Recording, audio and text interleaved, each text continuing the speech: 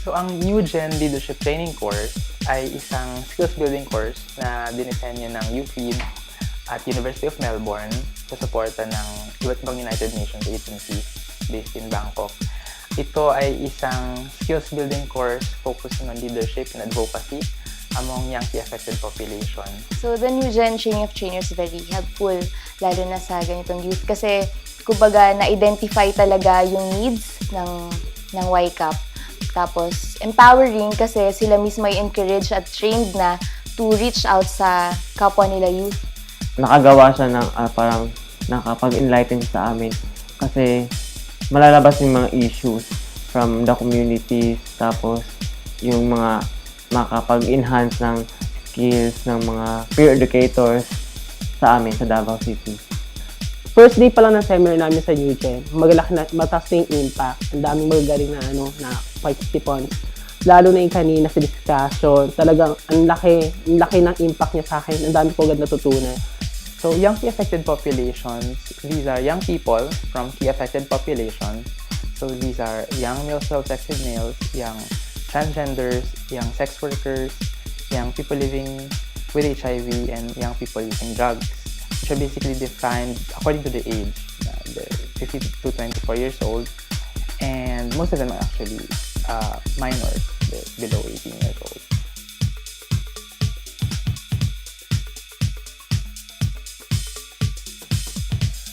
The leader that I admire most is the late President Ramon Magsaysay. Si Mr. Celestino A. Ramirez, si Mother Nay. Mother Earth ng lahat yun sa Manila. Si Miss Evelyn Bacani, siya yung asawa ng director namin dati sa campus organization, which is Campus Crusade for Christ, ng college pa ako nun. Why? He has the heart and he has the feelings for his people. Pinakita niya sa akin yung pagmamahal sa advokasiyang ito. Naiintindihan niya, nakikita ko kung paano niya iniintindi at ikinikater ang bawat sitwasyon. Very tolerant din siya na na okay lang na may mali, okay lang na may tama.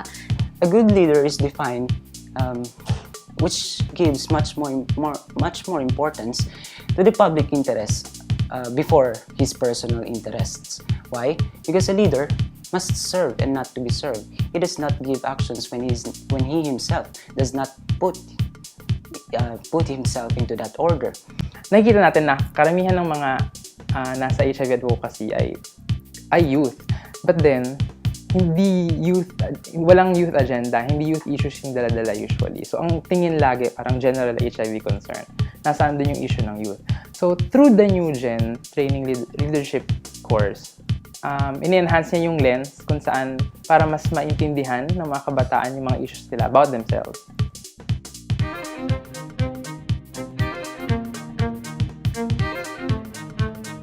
Well, as a UN, we really are concerned with the increasing cases of HIV in the country. Most other countries have already halted and reversed their epidemics, while in the Philippines it's still considerably increasing, more than 25% of new cases compared to last year.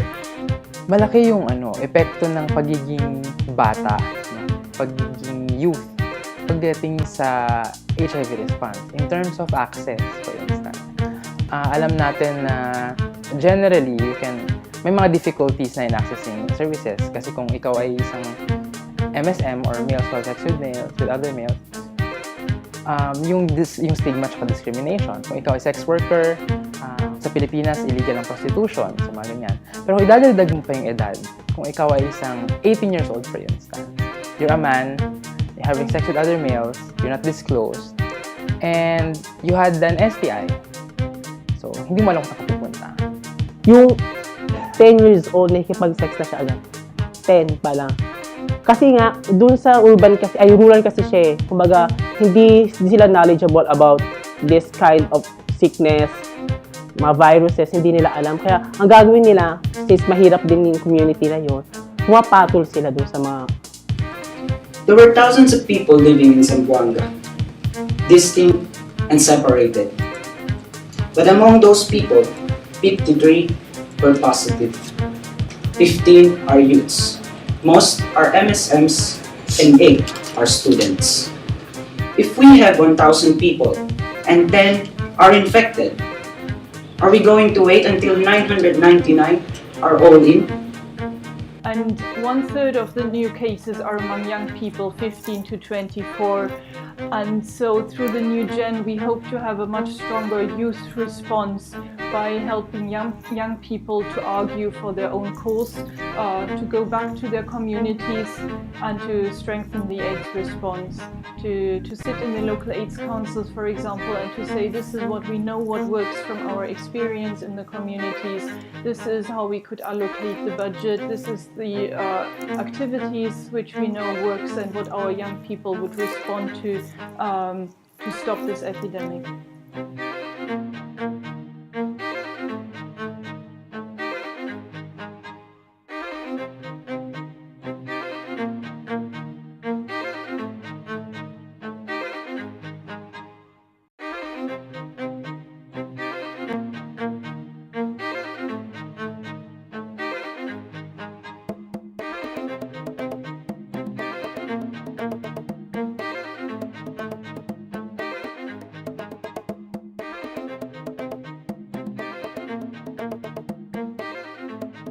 So, syempre po, at first, hindi pa ako nag-hesitate na sumali dito kasi alam ko last year na puro activity. So, ito po yung gustong-gusto namin ng mga kabataan.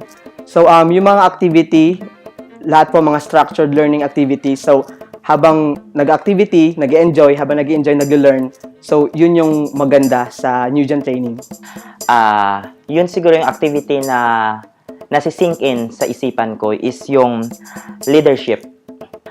Yung mga kabataan kasi hindi pinapakinggan yung boses. So as a leader siguro, isa na rin sa leader yung kung paano yung rapport mo sa ibang mga stakeholders, kung nandun ka sa regional, national. So kung baga nandun is yung leadership is mapapakita mo at maibabahagi mo sa mga mataas na mga tao na para tugunan yung mga pangangailangan ng mga kabataan.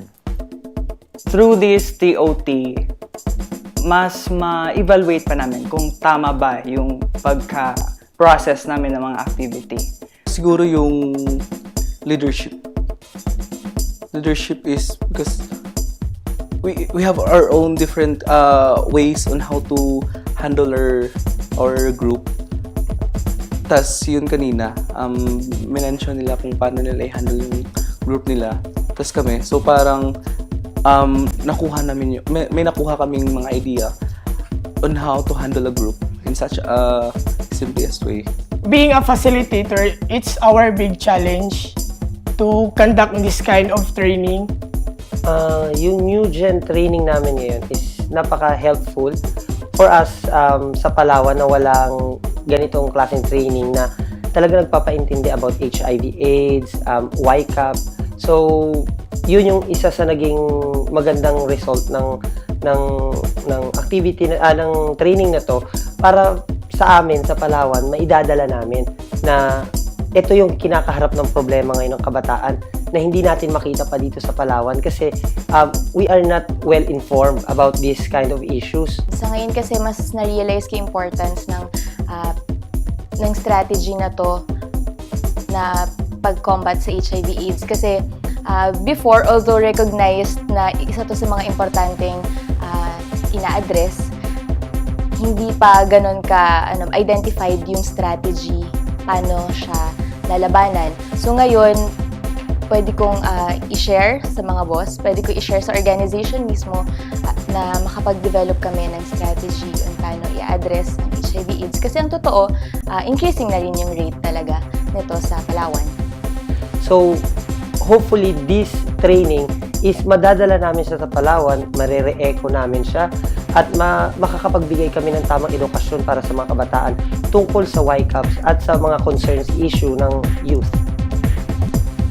Considering that I am a Muslim and I know the regulations of the Muslim people, they're very conservative. Of course, I just want to replenish their thinkings that it is about time to change the mindset that we have to shift to another paradigm, that HIV/AIDS is of great importance to understand. Why? Because it's very alarming and is increasing, and that we have to develop a concrete actions to mitigate these problems.